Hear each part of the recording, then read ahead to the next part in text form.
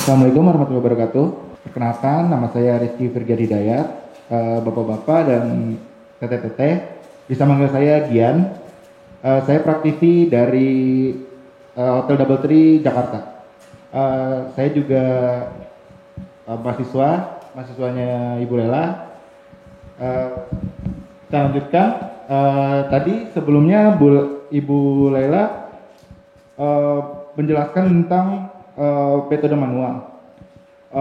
Sebelumnya bapak-bapak dan teteh-teteh sering melakukan pekerjaan ini? Sering? Oke. Sebelumnya saya mau ngetes dulu. Salah satu dari kalian itu melakukan hal yang seperti tadi, yang metode manual. Tadi yang pertama dusting. Saya mau melihat dulu bagaimana bapak-bapak dan teteh-teteh melakukan dusting. Boleh? Boleh, oke.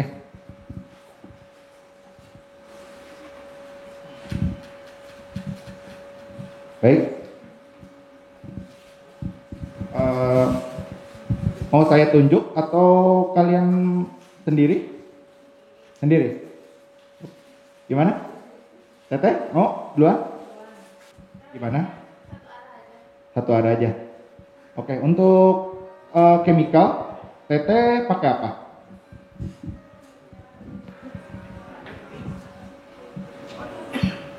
Apa? Pakai air atau pakai apa? Oh, disinfektan. Oke, baik. Untuk melipat apa? Mopnya? Apa? Clothnya? Teteh seperti apa? Gimana? Biasa, coba. Oke, good. Thank you. Terima kasih Teh Putri. Oke, baik. Tadi yang dicontohkan Teh Putri itu sudah benar ya. Untuk melipat mop.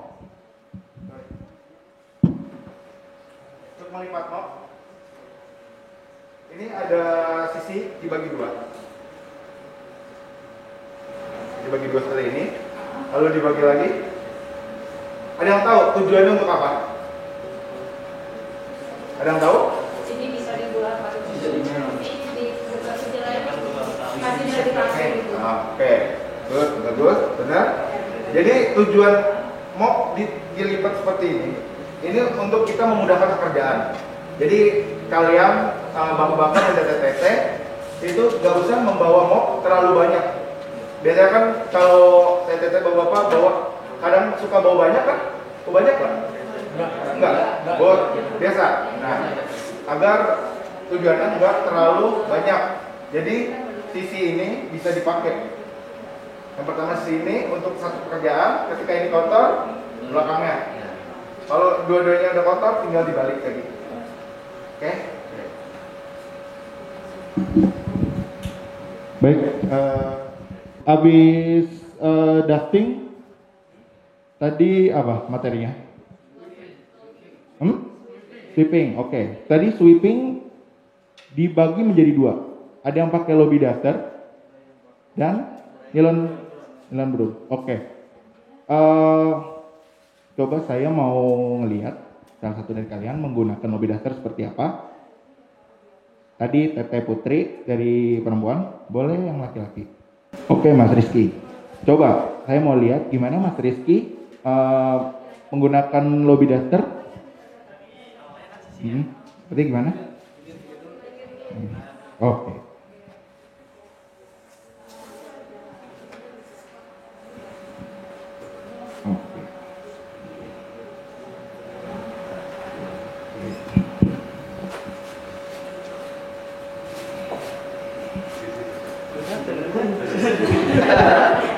Gak usah panik Mas, nggak apa-apa.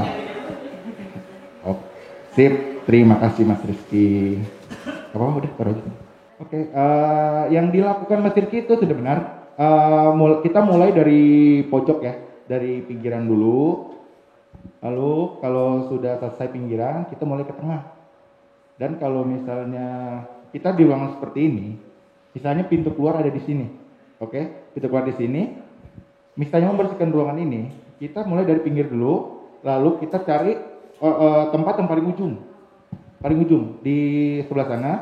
Jadi nanti kita keluar itu langsung keluar. Jadi tidak usah diinjak-injak lagi seperti itu.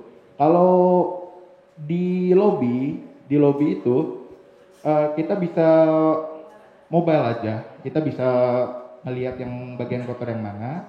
Kalau misalnya ada entah itu konsumen ataupun pengunjung, usahakan atau diwajibkan kalian minta permisi.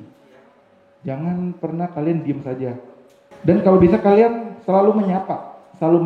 Walaupun kalian kan di depan, di paling kelihatan oleh konsumen dan juga pengunjung. Jadi kalian tuh harus ketika bertemu, walaupun kalian sedang melakukan aktivitas, kalian selalu sapa saja.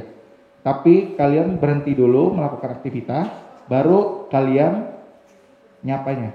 Misalnya kalian lagi bapak-bapak dan teteh lagi melakukan lobby daftar, terus ada konsumen lewat, kalian berhenti dulu, usahakan sapa dengan ramah. Oke, jangan didiemin aja, takutnya nanti konsumen ataupun pengunjungnya jadi kayak nggak nyaman di tempat kita. Kita kan melakukan pelayanan dengan baik. Untuk apa? Untuk rumah sakit juga kan. Pengunjung dan konsumen nyaman, kalian pun juga enak kan, dan juga bisa dapat nilai plus atau dari atasan kalian itu. Untuk mopping itu karena kita nggak ada warning sign tadi ya, yang pertama itu kita kasih warning sign, oke, di tempat yang kita kasih, yang mau kita mopping, oke, yang buat PL itu dikasih tempatnya, lalu kita seperti tadi mulai dari pinggir lalu tengah. Tapi kalau untuk di ruangan, misalnya kita contohkan di ruangan ini seperti tadi, itu mulai dari pinggir, tapi kita mulai moppingnya itu dari tempat yang paling jauh, sama kayak tadi. Mulai dari ujung, kita mopping, dan kita jalannya mundur. Oke, misalnya di ruangan ini kita jalannya mundur, nanti sampai di tempat paling dekat dengan pintu keluar. Ada yang tahu supaya apa? Nah, supaya tidak diinjak oleh kita lagi atau kotor lagi. Jadi seperti itu. Mau bapak-bapak atau ibu-ibu mau membersihkan ruangan atasan atau VIP room atau bagaimana, seperti itu juga sama. Oke. Untuk kalau di lobby kita kan di lobby pasti banyak pengunjung terus konsumen juga. Usahakan juga sama seperti tadi, seperti lobby daftar. Ketika kita mau melakukan mopping itu di satu tempat, kita taruh warning sign, lalu kita usahakan moppingnya mundur tapi dengan perlahan, takutnya di belakang kita ada orang, kita nabrak, kita nggak enak. Nah, makanya kita perlahan. Ketika ada tamu itu bapak-bapak ibu bisa sapa juga, selamat siang Pak, selamat siang Bu, gitu. Dengan ramah, kan kalau kita ramah, mereka juga kan senang juga. Wah, ternyata rumah sakit Umi enak nih pelayanannya. Terus nanti mereka nyebarin ke teman-temannya, oh misalnya ini coba aja, misalnya. Apalagi kan dokternya bagus, pelayanan oke, branding kan kita naik. Rumah sakit Umi juga bakal naik kalau misalnya branding. Seperti itu. Gimana cara bersihkan rambut yang di lantai ya? Oke. Sebelum kita melakukan mopping itu, kita usahakan tuh mulai dari lobby daftar dulu, dan pastikan tuh ada rambut. Kalau misalnya kita kurang pasti, itu kita boleh cek ke bawah. Kita tunduk aja, misalnya masih ada rambut, pungut dulu aja. Kita lanjut ke dry buffing. Pengertian dry buffing adalah dry buffing memiliki tujuannya itu untuk menjaga lantai marmer, granit serta sebagian di lantai final mengkilap. Di sini ada alatnya kan, ada mesinnya. Nah, ya Mbak pernah pakai, ibu-ibu? Nggak pernah? Ibu pernah, ibu? Weh, ibu. Oke. Gimana pakai itu? Rasanya berat atau apa? Awal-awal?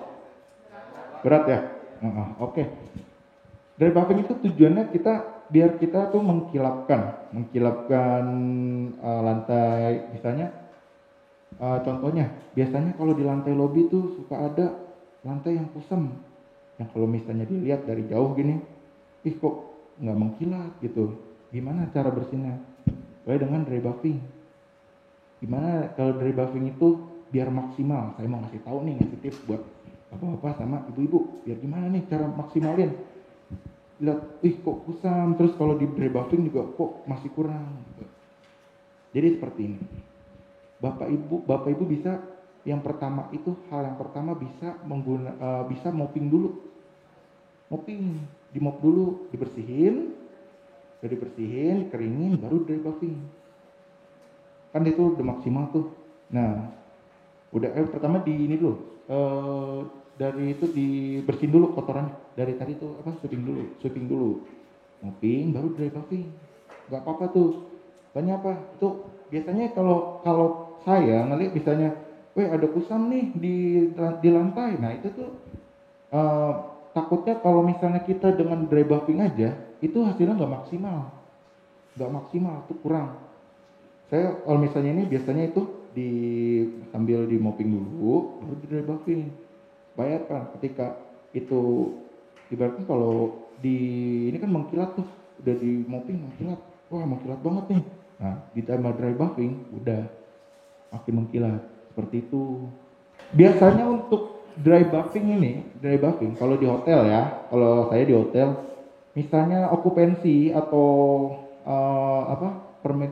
permintaan tamu yang lagi banyak, lagi naik banget, itu dry buffing nggak dikasih project, itu dikasihnya ketika lagi sepi.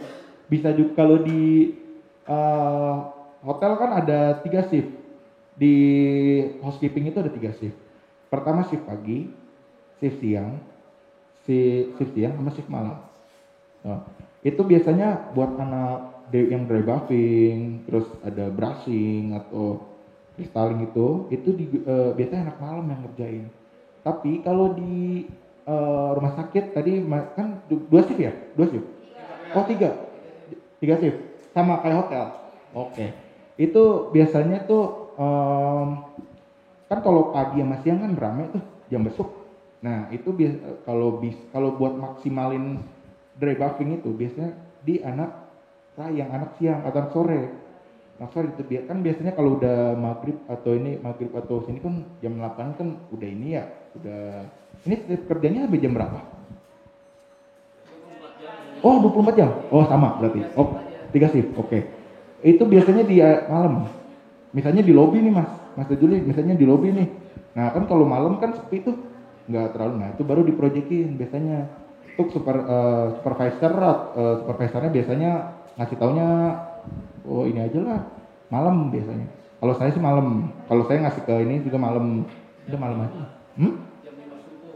Oh enggak Pak, jam 5 subuh mah udah pada ini Pak, udah pada bangun. Biasanya tuh kalau anak malam masuk jam berapa? Jam 10 malam. Biasanya itu kalau ini tuh sekitar jam 11 juga udah cukup Pak. Jam 11 ya pas masuk tuh, kalau enggak pas dia masuk awal biasanya daily kan, daily activity, ngerjain daily dulu. Kalau misalnya dailynya udah kelar atau misalnya ada misalnya kan daily kan, kalau saya daily tuh ada jam-jamnya. Misalnya jam segini ngerjainnya sama kan, sama. Nah misalnya udah dikerjain daily itu terus ada waktu, biasanya jam 10, terus daily lagi jam 10 itu ngambil sampah, take out semuanya. Itu berarti jam 10 udah kelar nih, nunggu jam 12 nih, jam 12 nanti ada proyekan buat bersihin apa gitu misalnya. Nah itu tuh bisa tuh spend jamnya dari jam 1 jam cukup buat dry buffing gitu. Jadi kita maksimalin dari waktu sama dari dailynya. Terus lihat kalau misalnya pagi sih, kalau misalnya bapak-bapak ngelihat wah sepi nih, misalnya di koridor, saya nggak tahu sih rumah sakit Umi gimana ya koridornya atau ruang-ruangnya seperti apa. Misalnya di koridor nih, wah koridor sepi nih gitu ya. Misalnya itu jadi di siang jam 2 atau jam 3, bapak bisa tanya dulu ke supervisor, Pak di sini sepi nih Pak, terus di sini ada kusam nih, terus kotor, kita boleh ini enggak dari buffing? Itu lebih bagus, malah lebih bapak-bapak dan ibu-ibu malah lebih bisa lebih apa penilaiannya lebih bagus, dan anak malam juga nggak keteteran biasanya. Kalau biasanya gitu. Scrubbing itu bisa kita sebut juga brushing. Sama aja sih, cuma beda ini aja. Pengertian scrubbing memiliki tujuan untuk mengangkat kotoran dari permukaan lantai, salah satunya dengan menggunakan dengan floor polisher low speed. Jadi sama aja, sama kayak polishing. Cuma ini beda di pad bawahnya. Kan kalau misalnya polishing itu putih padnya yang nggak terlalu kasar. Kalau yang scrubbing itu ya merah. Terus itu yang ininya agak kasar ya. Biasanya tempatnya yang lantainya tuh yang keras ya, yang biasanya untuk peluran atau apa kan biasanya kotor tuh. Nah itu tuh bisa di scrubbing. Nggak keramik gini nih biasanya kan, atau kalau nggak tahu saya di sini gimana ya. Itu biasanya bisa tuh kan biasanya kotoran tanah dari sepatu atau misalnya endapan kotoran yang keras tuh, itu kan biasanya kalau dipel kan susah tuh, di mopping susah banget tuh. Pakai apa? Coba pakai scrubbing. Tekniknya juga sama sih, seperti ya mungkin bapak-bapak udah pada megang semua kan, harus sering megang. Mungkin ibu juga ini masih pernah megang. Teteh-tetehnya juga. Ntar kalau misalnya ada kesempatan minta ajarin gimana pakai mesin scrubbing, pakai polishing itu gimana gitu. Apa teh belajar aja, lumayan dapat ilmu. Itu sama sih. Untuk chemical, kalau chemical tuh tergantung ya. Kalau saya di hotel itu beda chemical. Chemical saya pakai dari Disperse. Itu ada R1 tuh buat R1 buat multipurpose, terus R3 buat kaca gitu. Untuk buat toilet WPC, kalau saya bilang WPC aja ya. WPC itu biasanya tuh kayak Wipol ya, yang kalau yang merek-merek terkenal ya, yang warna biru tuh. Nah itu sama seperti gitu. Kalau saya scrubbing pakai kayak model Wipol gitu, yang buat itu tuh yang bersih toilet yang warna biru, saya pakai itu. Dicampur air, disiramin, baru di brushing pakai mesin. Tuh ngangkat juga gitu. Tapi kita beda-beda ya, nggak apa-apa. Oke. Dry vacuum atau yang biasa disebut vakum kering memiliki tujuan untuk membersihkan lantai kering dari debu dan kotoran kecil. Ada kan vakum di sini? Kalau vakum di sini tuh udah all in belum sama yang wet vakum? Jadi vakum basah. Jadi vakum kering kan di dalamnya ada saringan sama ini nggak? Kantongnya ada ya? Itu bisa dibuat wet wet vakum. Biasanya tuh kalau wet vakum itu dicabut doang sih Pak. Ibu dicabut aja. Jadi itu yang buat tampungannya, yang buat tampungan debunya itu dicabut. Nah itu nanti tinggal pakai penyedotnya itu diganti buat di air itu. Itu udah all in belum? Kita pakai vakumnya beda-beda, buat vakum air, pakai. Oh ada dua. Oh ya udah. Itu lebih baik sih Pak. Jadi kalau misalnya ini kalau rusak kan bingung juga kita, lebih baik sih. Oke. Asli mesin udah bisa ya dari vakum ya. Udah biasa. Misalnya itu entah itu di lantai, entah itu di karpet, entah itu di ruangan ruangan atasan kalian atau VIP room, pasti udah sering menggunakan ya.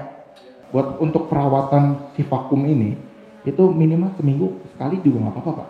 Atau seminggu 2 kali. Misalnya ngecek nih, mungkin di kemarin nih lagi naik nih, banyak pengunjung, debu di mana-mana, kotor di mana-mana. Nah itu juga bisa seminggu 2 kali. Nggak apa-apa, seminggu 2 kali atau seminggu sekali nggak apa-apa. Untuk perawatan si vakum supaya dia bisa tahan lama penggunaan dan nggak gampang rusak. Seperti itu. Oke, wet vakum. Wet vakum atau vakum basah. Pengertian wet vacuuming atau yang biasa disebut vakum basah memiliki tujuan yaitu membersihkan permukaan lantai keras dan basah berair. Contohnya, misalnya di koridor rumah sakit yang kalian bertugas itu ada kebocoran. Contoh lebih simpelnya lagi, misalnya di ruangan ini ruang ini kan misalnya di pojokan situ tergenang air karena bocor. Nah kan kita nggak bisa tuh pakai floor squeegee kan, kita serok-serok keluar ribet, ntar becek lagi ke sananya, bapak ribet. Nah itu pakai wet vacuum supaya kering. Kalau untuk lebih cepatnya lagi pakai blower. Jadi habis di wet vacuum ini yang mau kering pakai blower. Kalau misalnya enggak juga cuma di vakum terus di mop aja, itu bisa lebih kering, bisa lebih cepat. Seperti itu. Halo guys, kembali lagi dengan saya Umar Siva Carpet. Di dalam video kali ini saya akan menjelaskan bagaimana cara menggunakan vakum ekstraktor yang baik dan benar. Sebelum kalian melanjutkan video kali ini, pastikan kalian sudah menekan tombol like, subscribe, dan komen ya di kolom komentar agar kalian selalu mendapatkan informasi dan video dari saya.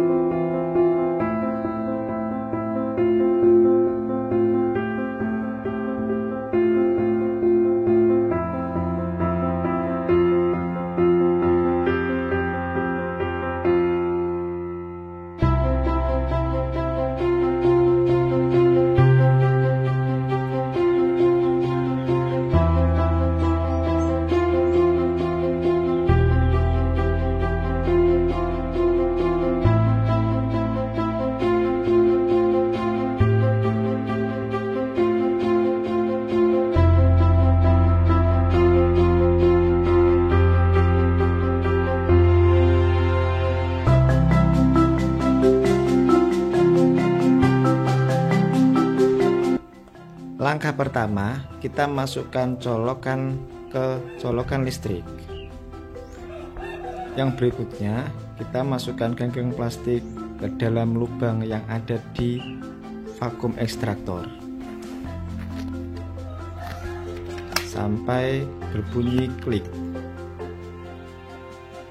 Kemudian ganggang plastik dan ganggang besi kita jadikan satu. Kita jadikan satu dengan cocor bebek penyedot debu.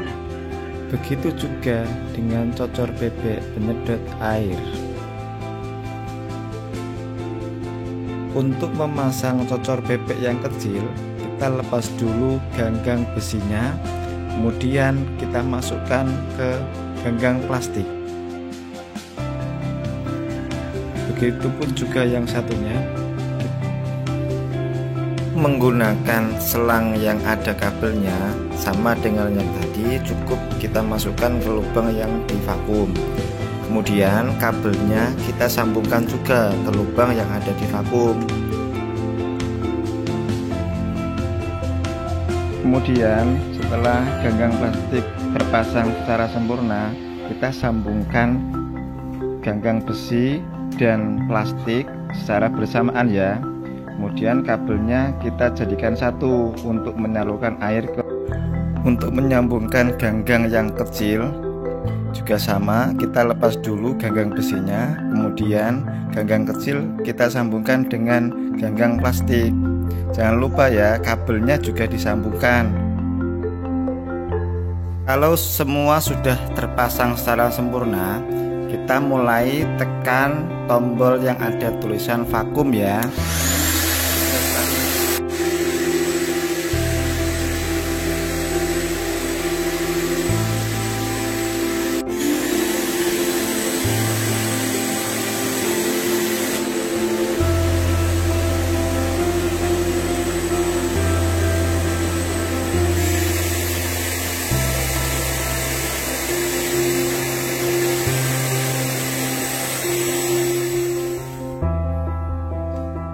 Baik, sekarang kita menggunakan vakum untuk menyedot air dan bilas secara bersamaan ya. Pertama, kita sambungkan dulu kabelnya dan ganggang plastik dan besi ya. Kemudian untuk membilas kita harus mengisi dulu tempat yang menempel di belakang vakum. kita isi dengan air bersih ya, karena ini digunakan untuk membilas.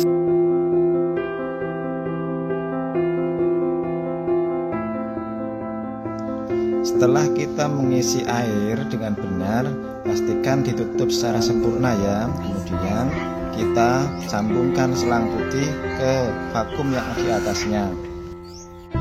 Kemudian pastikan tempat pembuangan air menempel di vakum ekstraktor. Saat menggunakan vakum untuk mencuci dan membilas, pastikan tekan tombol vakum dan spraying secara bersamaan. Untuk mengeluarkan air saat membilas, tekan tuas ke atas. Dan tahan, air akan menyembur ke arah karpet.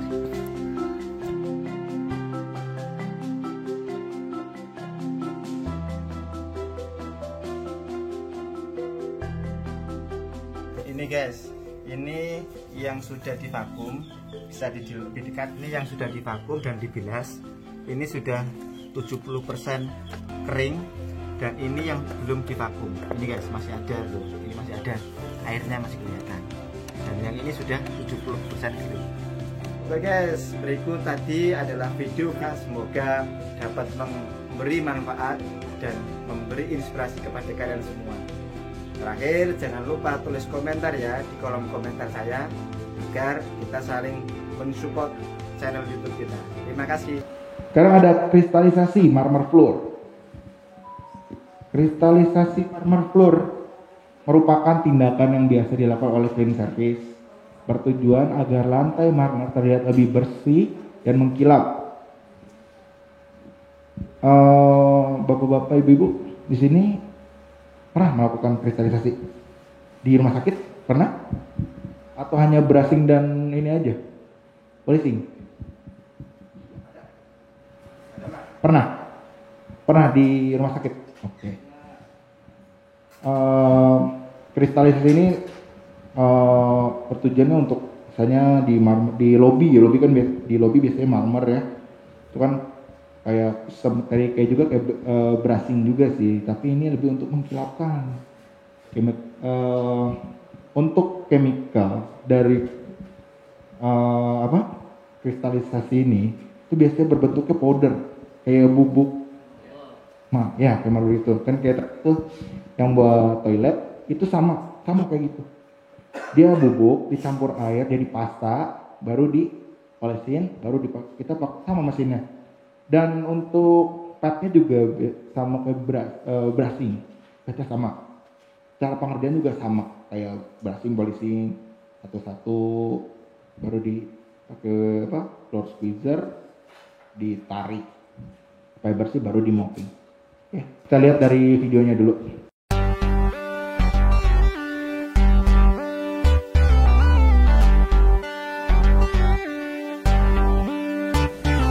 Lantai marmer terlihat kusam, kita coba akan kristalisasi. Oke, inilah peralatan yang kita butuhkan: speed polisher, pad holder, dan sebagainya. Oke, pertama kita lakukan stripping lantai marmer. Stripping ini untuk mengikis lapisan lama di area atas marmer. Jadi saat kristalisasi lebih maksimal. Chemicalnya ada sendiri. Kita stripping sampai semua rata, sampai terlihat bersih.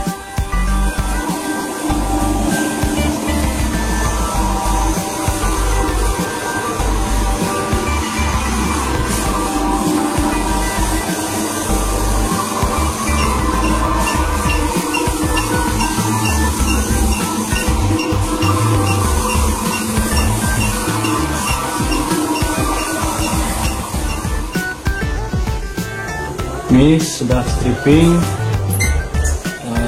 terlihat kotor. Nah, ini lapisannya sudah terangkat, di lantai siap untuk dikristalisasi. Sudah tadi kita stripping, saatnya kita kristalisasi. Chemical sudah saya ratakan ke lantai. Kita kita ratakan menggunakan speed polisher. Untuk hasil yang maksimal kita lakukan dengan perlahan-lahan saja. Terus waktu yang ditentukan minimal 15 menit untuk mendapatkan hasil yang maksimal. Lebih boleh, tergantung situasi dan kondisi di area yang akan dibersihkan atau dikristalisasi. Pastikan semuanya rata terkena polesan mesin. Kalau tidak itu akan menyebabkan belang. Jadi makanya harus hati-hati, perlahan-lahan agar semuanya terkena oleh. Untuk mengecek sudah mengkilap atau belum, kita bisa cek sini sedikit menggunakan floor squeegee, tarik saja sedikit ya. Kalau sudah mengkilap kita bersihkan, kalau belum kita lanjutkan lagi sampai mengkilap. Nah, sudah yang cukup mengkilap, kita bersihkan chemical yang ada di lantai. Semuanya jangan sampai ada yang terlewat.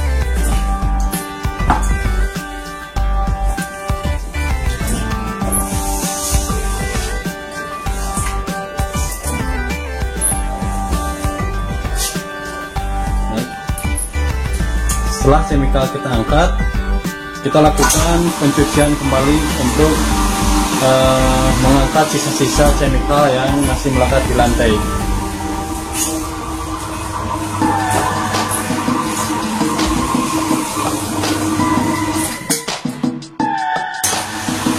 Dalam pencucian lantai yang setelah kristalisasi, diusahakan pad harus yang baru atau jangan bekas kristalisasi, karena itu tidak akan maksimal untuk pencucian dan pengangkatan chemical bekas kristalisasi.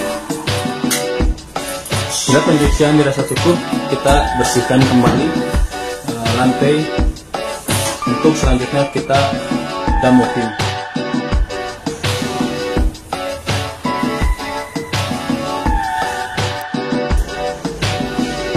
Setelah di dam mopping, selanjutnya kita menunggu lantai kering untuk dilakukan dry buffing.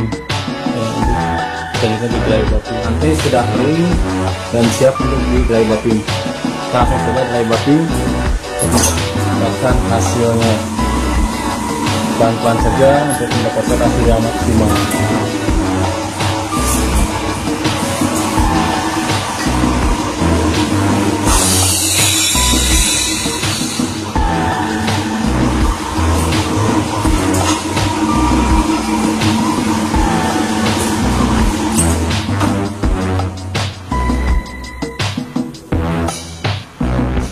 Inilah hasil kristal kita hari ini.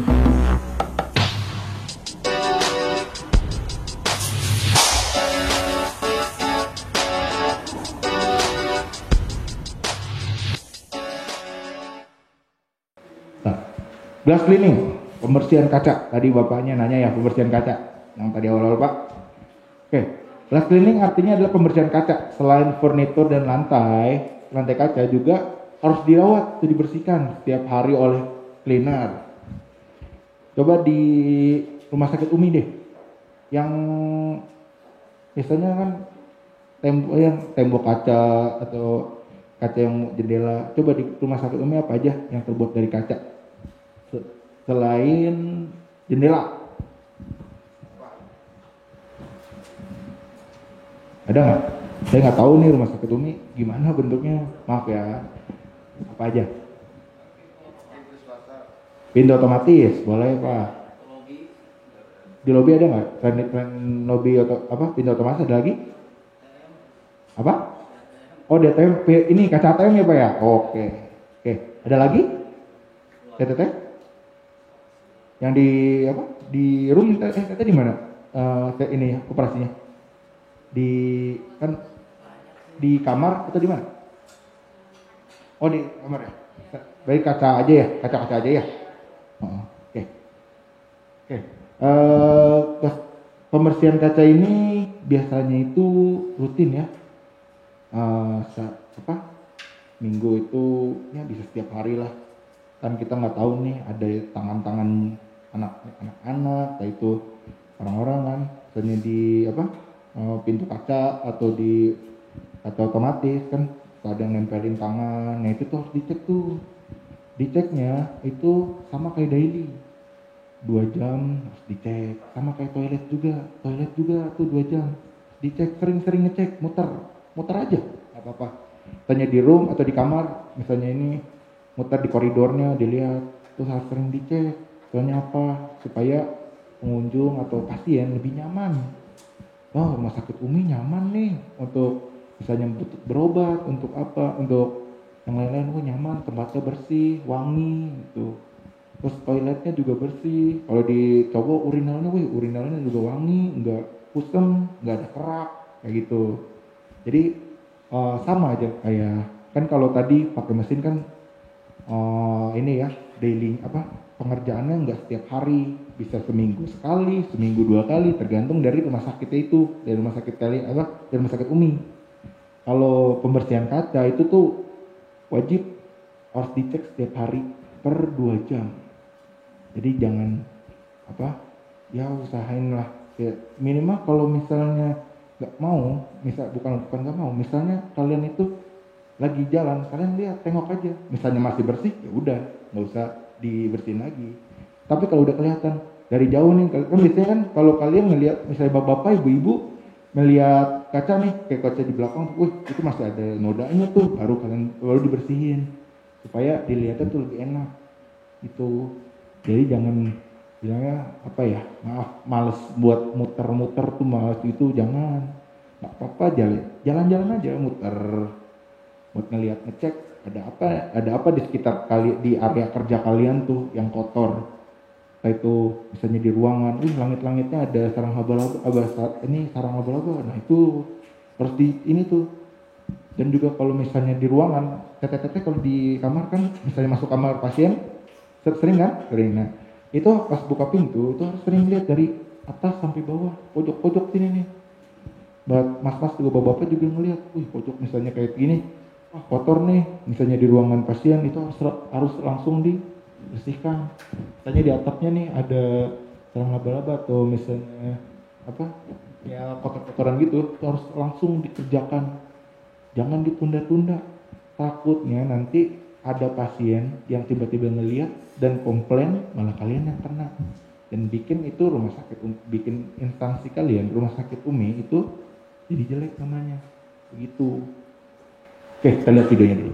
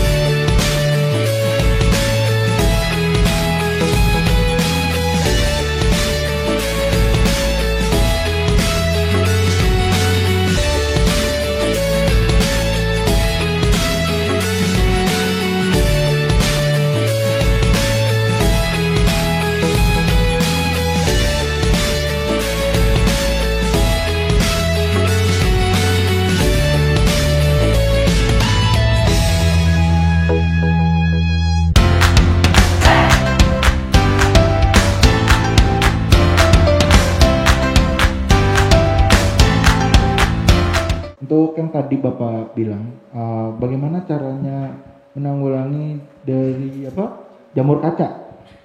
Kayak tadi Pak, jamur kaca itu biasanya kan dari ini ya, endapan air yang masih ada itu kena cahaya. Nah, usahakan kayak setelah melakukan pencucian kaca itu pastiin itu benar-benar kering. Nah, itu tuh yang penyebab ada jamur kaca itu. Jadi kalau misalnya pembersihan kaca itu pas udah bersih, udah di wiper semuanya, pastiin benar-benar kering pakai cloth. Cloth kan ada dua atau banyak sih cloth. Kalau yang warna biru kan biasanya buat kaca kan. Nah, biasanya usahakan tuh kalau misalnya di kaca, misalnya ada ini nih ini yang air masih ada. Itu harus dipastiin benar-benar kering. Itu penyebab dari jamur kaca. Kan jamur kaca kadang-kadang susah kan Pak, susah untuk bersihin. Di kamar juga kadang-kadang setelah hujan kan, katanya ada jamur kaca kan gak enak dilihatnya. Nah itu bisa metodenya bisa tadi kayak tadi yang saya bilang, atau misalnya bisa dengan chemical khusus untuk pembersih jamur kaca. Itu untuk penggunaannya biasanya itu jangan langsung disemprotkan. Misalnya tadi kan ini tadi pembersihan kaca, pencucian kaca. Kalau untuk pembersihan kaca biasa itu jangan misalnya ini jangan disemprotin langsung kayak tadi gitu, jangan semprotin. Misalnya mau bersihin kaca noda atau kotoran itu bisa juga dengan disemprotin ke cloth dulu. semprotin, baru bersihin. Itu bisa tuh buat ini juga. Tapi kalau mau benar-benar bersih juga, mau benar-benar bersih semuanya, tuh mendingan dicuci aja semuanya. Seperti itu. Jamur kaca yang berkeraknya bertahun-tahun atau misalnya kerak banget gitu Pak. Tuh kadang-kadang juga susah, saya juga pernah ngalamin kayak gitu. Jamur kaca kayak gitu, tuh biasanya pencucian nggak bisa sekali Pak. Nggak bisa sekali, itu harus berkali-kali. Dan itu juga butuh obat atau chemical buat bersihin kacanya itu. Itu ada chemical khususnya Pak. Itu nama chemicalnya saya lupa. Pokoknya ada. Dijual juga di pasaran juga ada buat chemical itu. Kan ada yang noda jamurnya itu yang biasa, ada yang kerak banget. Nah itu ada. Kayak gitu Pak. Kalau misalnya emang udah dicuci berkali-kali tapi masih ada, itu harus pakai chemical khusus. Untuk penggunaannya bisa disemprotin terus digosok Pak.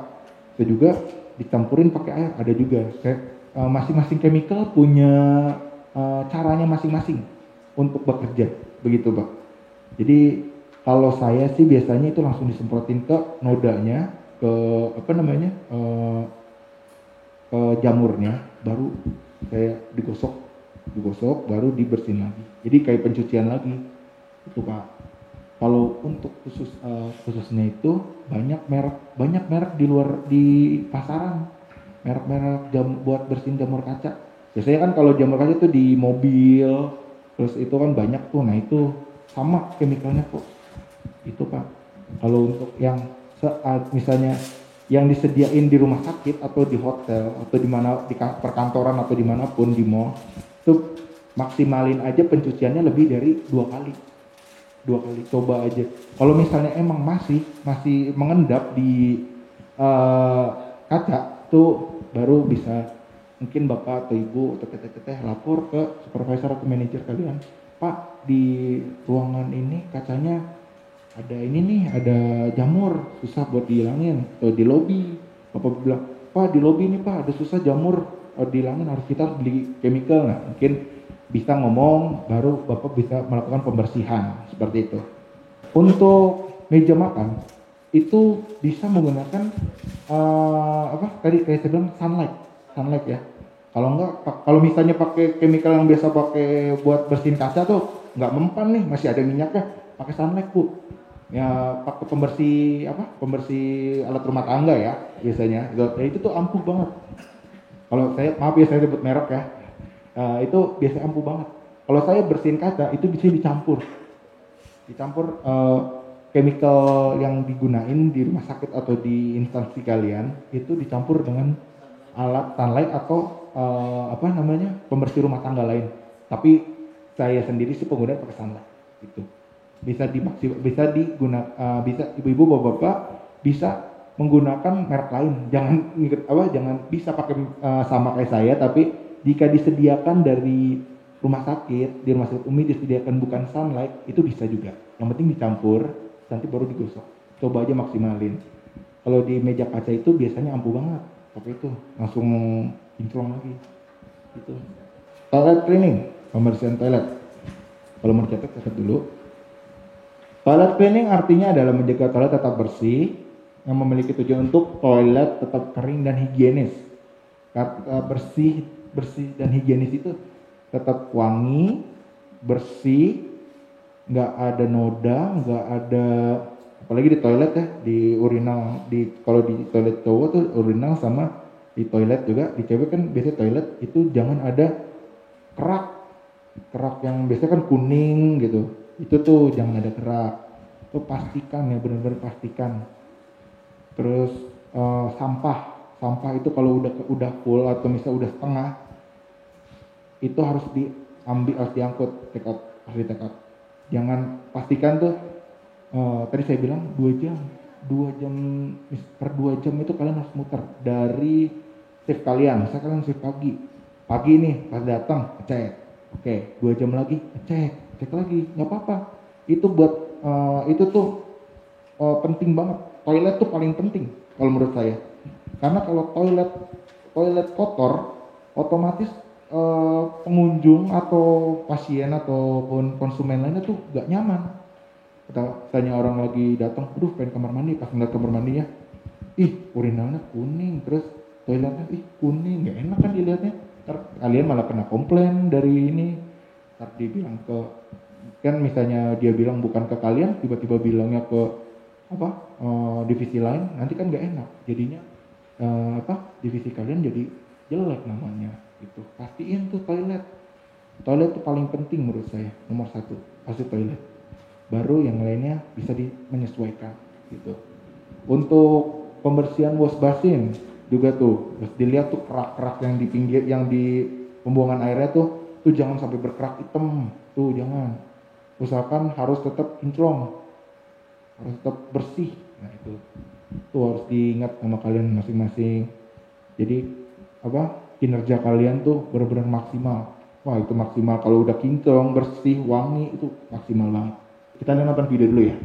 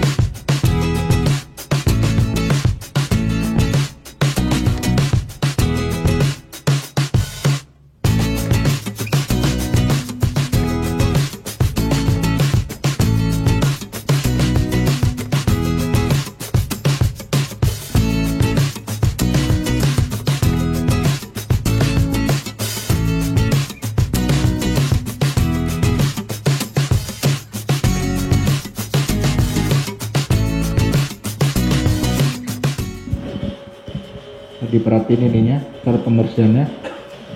Untuk toilet, wash basin, terus juga urinal itu pastiin benar-benar kering dan wangi ya, dan jangan ada kerak sedikit pun, karena itu yang biasanya tuh kalau misalnya lagi pengunjung atau misalnya pasien tuh menggunakan itu biasanya ngeliat tuh itu tuh hal-hal itu, kayak itu kerak, itu kuning, itu kan biasanya tuh yang bikin nggak nyaman tuh itu. Ya harus benar-benar pastiin kalau di toilet itu pas basin apalagi gitu.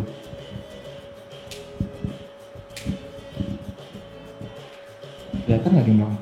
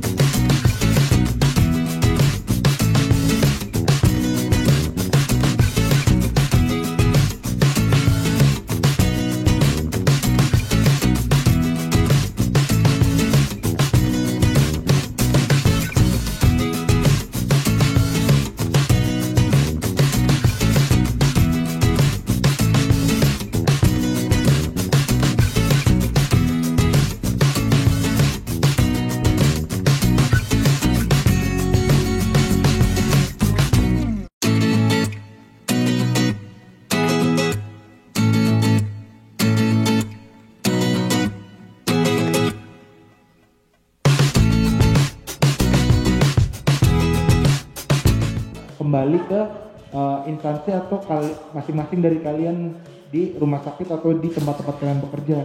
Kalau misalnya di rumah sakit pakainya misalnya atau apa ada multipurpose untuk bersihin atau pakai pembersihan toilet gitu, oke. Kalau misalnya nggak ada ya kita ngikutin keadaan aja.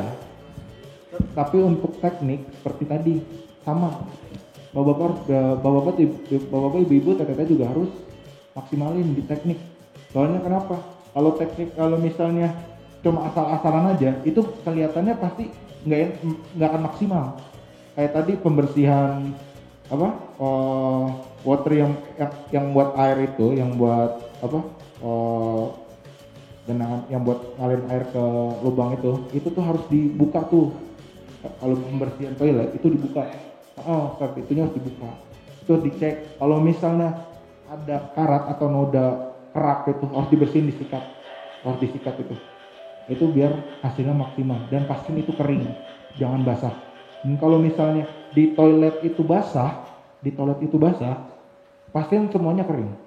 Kalau misalnya ada genangan air, langsung pakai squeezy dibuang dan dielap, kalau nggak di mopping gitu.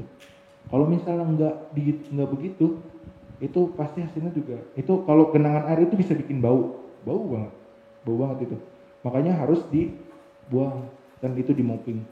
Dan itu pastinya kalau ada genangan air setelah dibuang itu pasti ada lumut tuh yang bikin licin, preset. Nah itu tuh harus di mopping, harus dibersihin juga juga.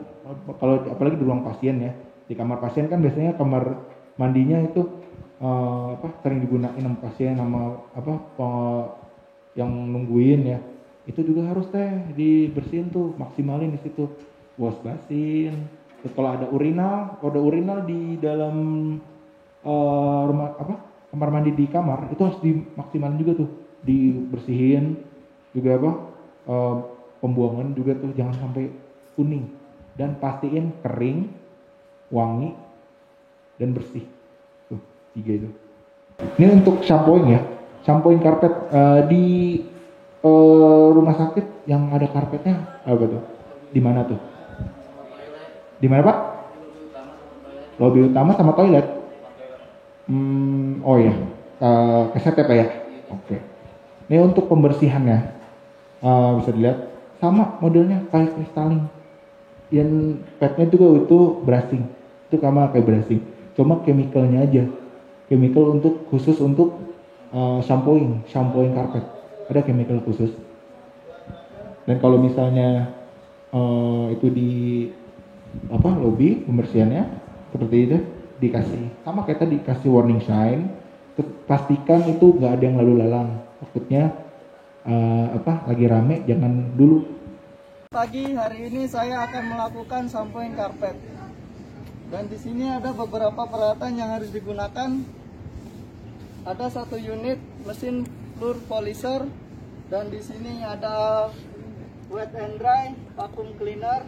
Di sini ada kabel sambung atau biasa disebut cover roll.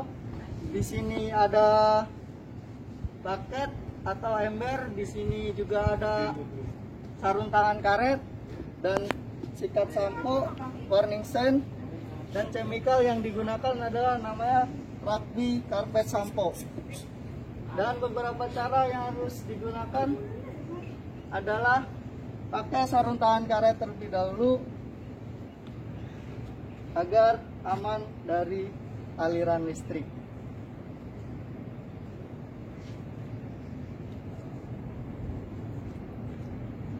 Dan di bucket ini ada satu cairan yang sudah dicampur, atau tadi chemical Rugby yang sudah dicampur dengan air, kita tuangkan dalam tabung mesin floor cleaner.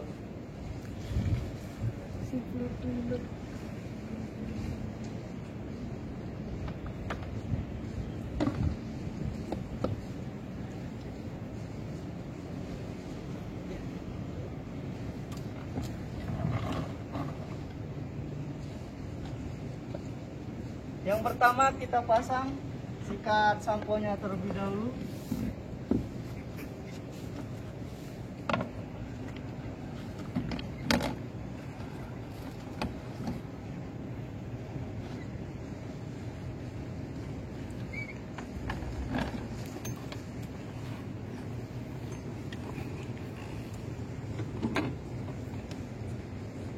Jangan lupa pakai warning sign buat tanda.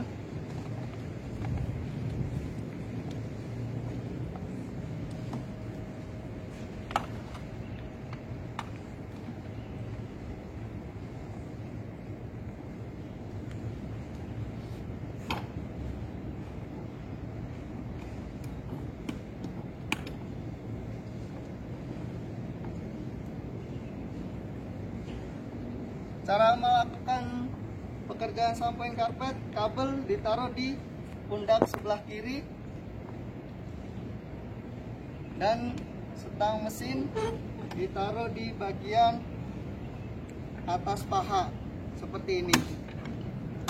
Dan untuk tata cara melakukan pekerjaannya adalah dari atas samping kanan kita mulai.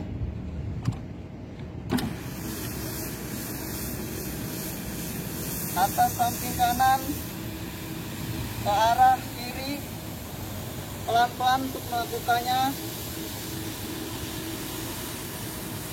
Tarik ke bawah, dorong ke kanan secara tumpang tindih.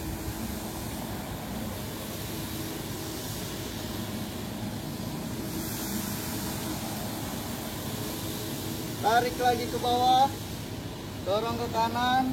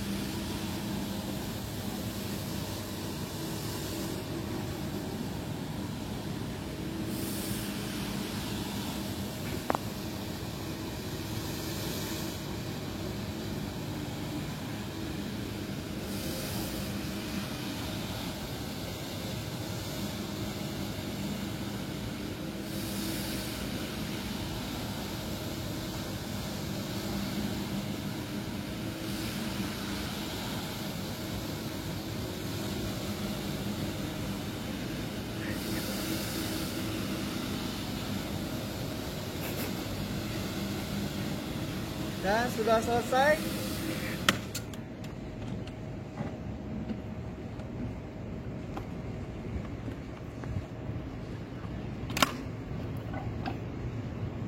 Kita cabut colokan.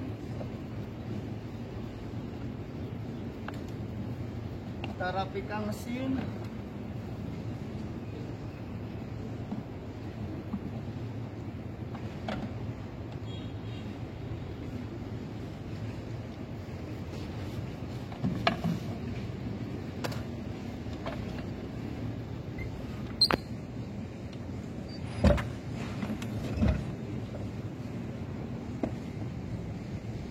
Dan langkah kedua adalah untuk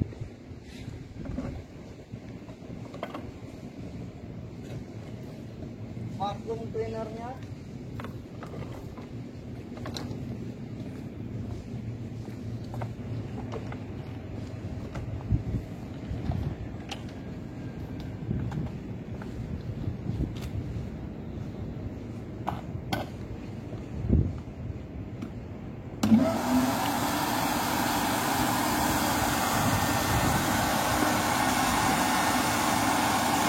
Cara melakukannya sama dari atas samping kanan.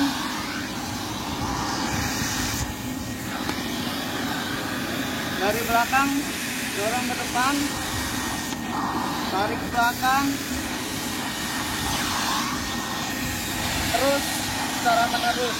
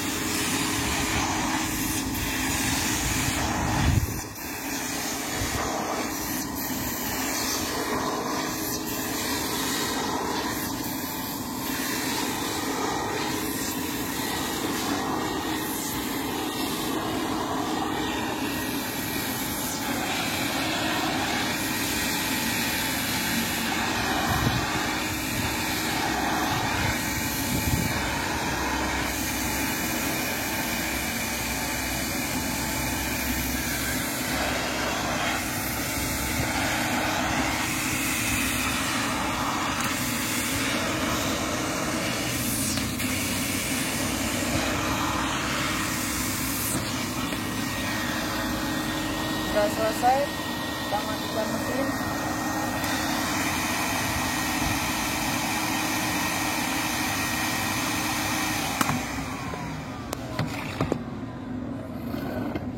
Kita rapikan terlebih dahulu.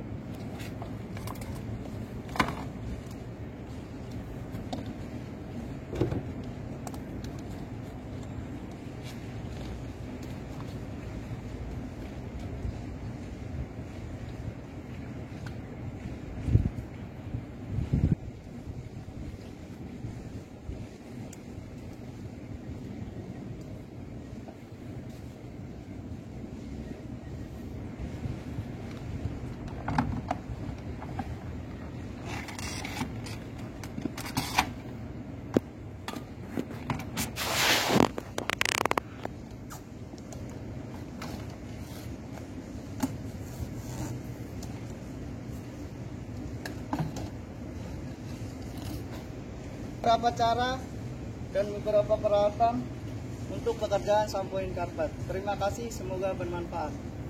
Kita lanjut ke alat pembersih ya. Ini. Yang mau catat boleh. Alat pembersih adalah semua alat yang fungsi utamanya untuk membersihkan atau menghilangkan noda pada suatu komponen. Dan alat pembersih itu dibagi jadi dua. Ada yang manual, ada yang mesin. Kalau bisa dibilang manual dan makinal. Oke, lanjut ya. Oke, alat pembersih manual. Oke, saya sudah ini. Alat pembersih manual itu contohnya ada lobby duster seperti yang tadi awal-awal. Sorry. Itu seperti yang awal, yang tadi dijelaskan oleh Ibu Laila. Alat pembersih manual itu contohnya ada lobby duster, window wiper, floor squeegee, double trolley and bucket, dan juga mop, dan masih banyak lagi. Oke, ini saya kasih hanya contohnya saja. Ini nama alatnya yang mungkin yang belum, yang mungkin yang kalian tahu atau nggak tahu namanya bisa dicatat. Kalau udah tahu ya udah di skip aja. Oke, lanjut. Lalu ada alat pembersih mesin. Pembersih mesin di sini contohnya ada fluid maintenance mesin atau yang tadi kayak brushing, terus ada cristalling atau polishing sama mesinnya, ada vacuum, ada blower mesin, ada shampooing carpet mesin. Shampooing carpet mesin ini ada mesinnya ada modelnya seperti ini juga ya. Itu udah all in.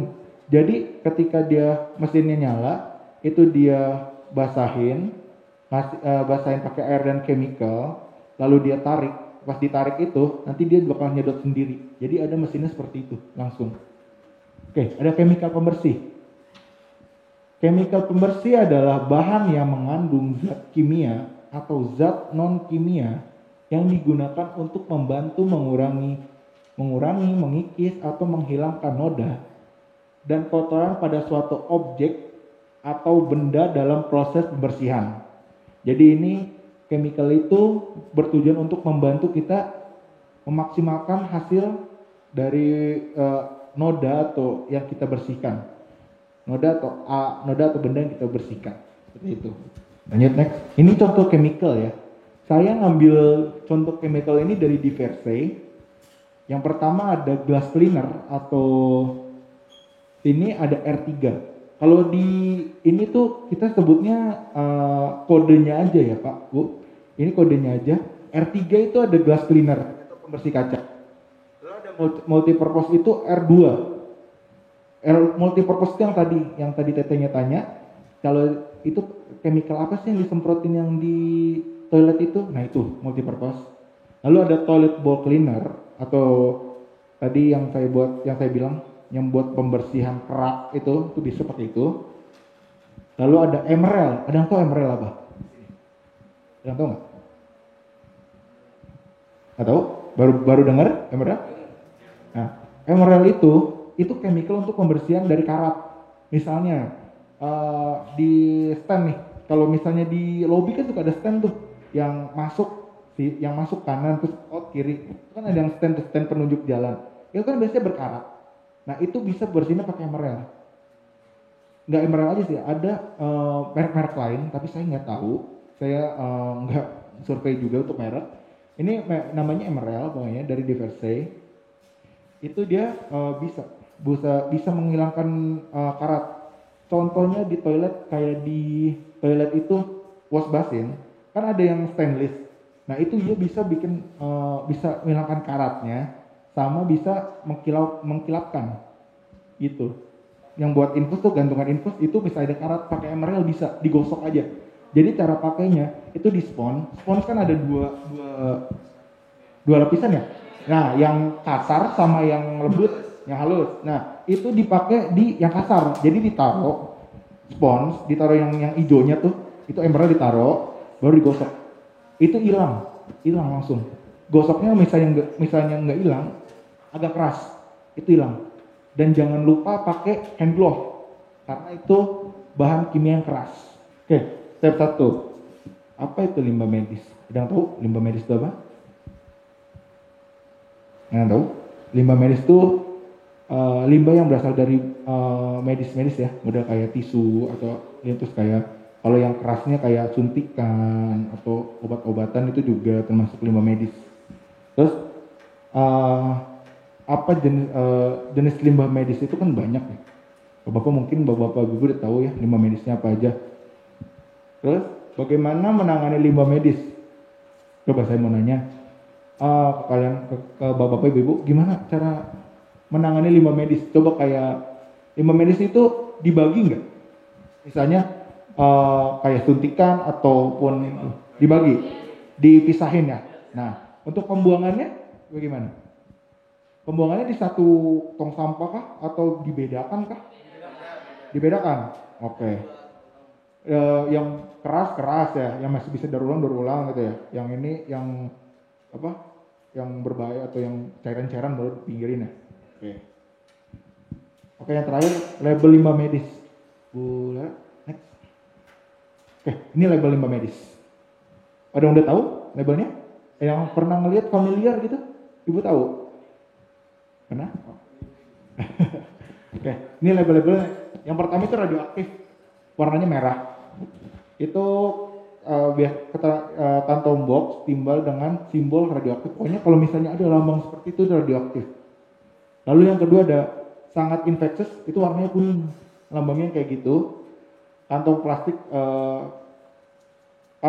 kuat, anti bocor atau kontainer yang dapat disterilisasi dengan autoclave. Terus yang tiga ada limbah infectious, patologi dan anatomi, warnanya kuning, lambangnya kayak gitu. Oke. Yang ini bisa dicatat. Yang keempat ada sitoksis, warnanya ungu, lambangnya kayak gitu. Itu kayak angka 8, ada ininya. Yang kelima ada limbah kimia dan farmasi, warnanya coklat. Gitu. Selanjutnya akan dijelaskan oleh Ibu Lelo tentang etika kerja. Oke. Terima kasih semuanya.